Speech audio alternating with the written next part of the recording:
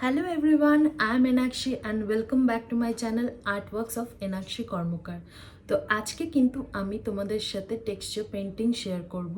তো texture painting কিন্তু আমিও ফার্স্ট টাইম করছি, তো আমার কাছেও ভীষণই এক্সাইটিং একটা ব্যাপার। তো টেক্সচার পেইন্টিং করতে গেলে কিন্তু কিছু জিনিস দরকার, যেরকম ক্যানভাস, তারপরে পেইন্টিং নাইফ, তারপরে যে টেক্সচারগুলো পাওয়া যায়।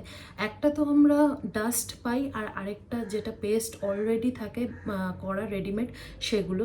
তো আজকে আমি রেডিমেড যে পেস্টটা থাকে টেক্সচারের, সেটা দিয়েই করব। তো আমি ক্যানভাস নিয়ে এসেছি দুটো। তো ক্যানভাস একটা বড় আর একটা ছোট। এটা 6x6 আছে আর এটা 8x10 আছে। তো এই ক্যানভাসগুলোতেই করব, যেহেতু ফার্স্ট টাইম করছি তাই ছোট দিয়েই স্টার্ট করছি। তো আমার কাছেও ভীষণই এক্সাইটেড একটা ব্যাপার। টেক্সচার পেইন্টিং করতে গেলে কিন্তু আরেকটা জিনিসও খুবই ইম্পর্টেন্ট, সেটা হলো গিয়ে পেইন্টিং নাইফ। তো এই পেইন্টিং নাইফগুলোও আমি নিয়ে এসেছি, এগুলো দিয়েই টেক্সচার পেইন্টিং করে। তো আমিও এগুলো দিয়েই করব। তো তোমরা কিন্তু ফুল ভিডিওটা দেখতে থাকো আর আমাকে জানিও কেমন হয়েছে পেইন্টিং। ফার্স্টেই কিন্তু আমি স্কেচটা করে নিচ্ছি। একটা ফ্লাওয়ারই আঁকছি, একদম ছোট যেহেতু ক্যানভাসটা, তাই একটা ফ্লাওয়ার দিয়েই শুরু করছি। আর আমি তোমাদেরকে দুখানা ক্যানভাস দেখিয়েছিলাম, আমি একদমই ছোট ক্যানভাসটাই করছি, যেটা 6x6 ছিল সেটাতেই।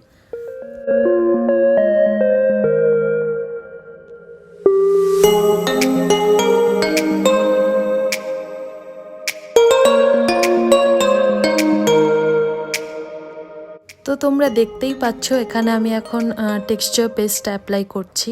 তো এইটা অ্যাপ্লাই করার সময় বেশ ভয়ই লাগছিল প্রথম হাতটা একদমই সেট ছিল না। তো করতে করতে আস্তে আস্তে কিন্তু হাতটা সেট হয়ে গেল। আর একদমই যেহেতু প্রফেশনাল নই আমি, তাই জন্য একটু আস্তে আস্তেই করছিলাম জিনিসটা।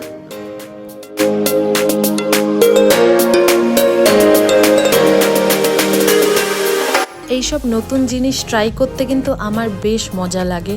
তো এটা করার সময় বেশ এক্সাইটিং লাগছিল জিনিসটা।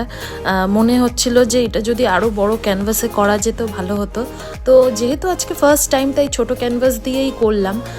পরে তো তোমাদের সাথে অবশ্যই বড় বড় ক্যানভাসে শেয়ার করব এরকম ধরনের টেক্সচার পেইন্টিং।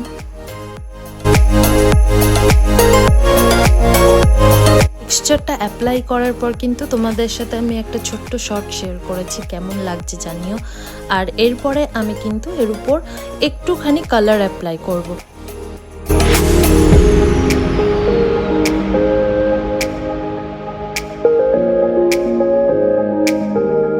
পরে ব্ল্যাক কালারটা নিয়ে আমি কিছু কিছু জায়গায় কিন্তু ফিল করে দিয়েছিলাম একটুখানি, যেগুলো মনে হচ্ছিল যে এখানে একটু কালার হলে ভালো লাগে, সেরকমভাবেই একটু একটু ফিল করে দিলাম সব জায়গায়।